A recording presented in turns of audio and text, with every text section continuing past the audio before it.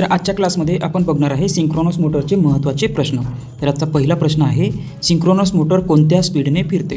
तर common question आहे, synchronous speed कोणत्या स्पीडने फिरेल? तर सिंक्रोनस स्पीडने। सिंक्रोनस स्पीडलाच रोटेटिंग मॅग्नेटिक फील्ड असे सुद्धा म्हणतात। ठीक आहे। प्रश्न क्रमांक 2, सिंक्रोनस मोटरची रचना कशी असते?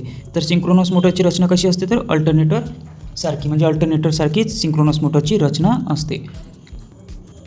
प्रश्न क्रमांक 3, डॅम्पर वाइंडिंग असलेल्या सिंक्रोनस मोटरच्या रोटरची वाइंडिंग शॉर्ट सप्लाय दिल्यास काय होईल? तर मोटर चालू होईल आणि इंडक्शन मोटरसारखी कार्य करेल। सिंक्रोनस मोटर चालू करण्यासाठी कोणत्या सप्लायची आवश्यकता असते? तर सिंक्रोनस मोटर चालू करण्यासाठी AC चा 3 फेज सप्लायची आवश्यकता असते आणि DC सप्लायची आवश्यकता असते, म्हणजे ऑप्शन नंबर बी 3 फेज AC सप्लायची आवश्यकता आहे आणि DC सप्लायची आवश्यकता असेल।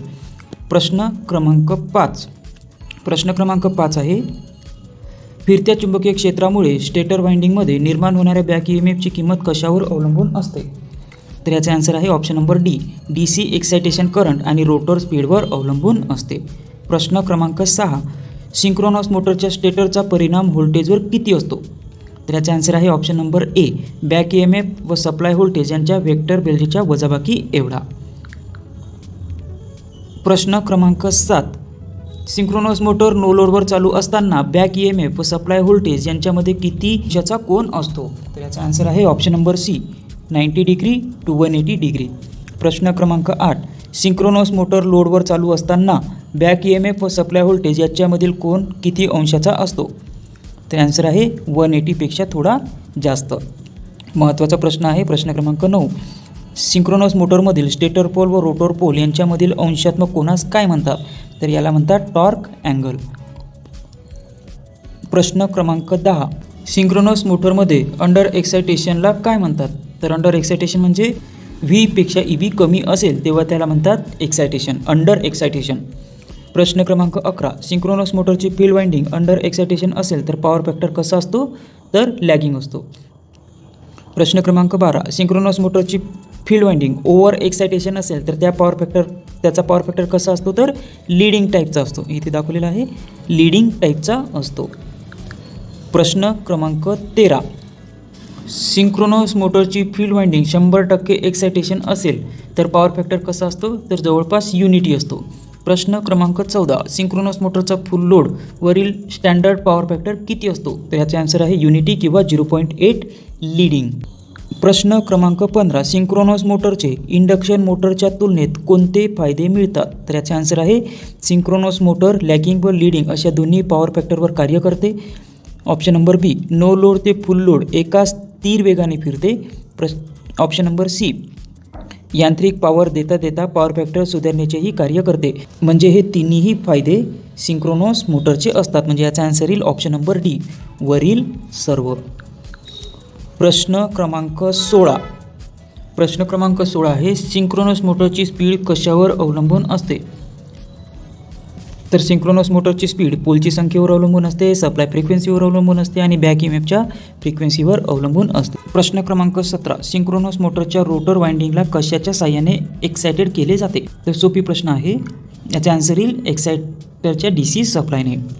प्रश्न क्रमांक 18, सिंक्रोनस मोटर कशी चालू केली जाते? तर DC कंपाऊंड मोटर कपलिंग करून, AC मोटर कपलिंग करून, डॅम्पर वाइंडिंग वापरून, म्हणजे सिंक्रोनस मोटर वरील दिलेल्या सर्व पद्धतीने चालू करता येते। प्रश्न क्रमांक 19, सिंक्रोनस मोटरच्या रोटरला एक्साइटेड करण्यासाठी किती व्होल्टेजची आवश्यकता असते? तर 110 ते 250, या ठिकाणी 100 ते 250 दिलेला आहे, पण जवळपास 110 व्होल्ट देऊन रोटरला एक्साइट करतात। ठीक आहे। प्रश्न क्रमांक 20 आहे, सिंक्रोनस मोटर कोणत्या पॉवर फॅक्टरवर कार्य करते? तर सिंक्रोनस मोटर लॅगिंग, लीडिंग आणि युनिटी या तिन्ही पॉवर फॅक्टरवर कार्य करते। प्रश्न क्रमांक 21, सिंक्रोनस मोटरमध्ये डॅम्पिंग वाइंडिंग का केली जाते? तर हंटिंगचा प्रभाव कमी करण्यासाठी व मोटरला सेल्फ स्टार्ट करण्यासाठी। 22, सिंक्रोनस मोटरमध्ये हंटिंग केव्हा होते? तर जेव्हा सिंक्रोनस मोटरवर लोड कमी जास्त होते त्यावेळी सिंक्रोनस मोटरमध्ये हंटिंग होते। प्रश्न क्रमांक 23, एक सिंक्रोनस मोटर क्लॉकवाईज दिशेने फिरत असताना जर त्याची फील्ड वाइंडिंग उलट झाली तर काय होईल? प्रश्न घुमवून विचारलेला आहे। काय होईल तर मोटर पूर्वीच्याच दिशेने फिरेल. मोटरला सिंक्रोनस मोटरला क्लॉकवाईज फिरत असेल तर त्याला अँटी क्लॉकवाईज करायचं असेल तर काय करायला लागेल, दिलेल्या 3 फेजपैकी RYB पैकी कुठलेही 2 फेजची इंटरचेंज करावी लागेल, तेव्हा सिंक्रोनस मोटरची दिशा उलट होईल, म्हणजे फिरण्याची दिशा बदलेल. प्रश्न क्रमांक 24.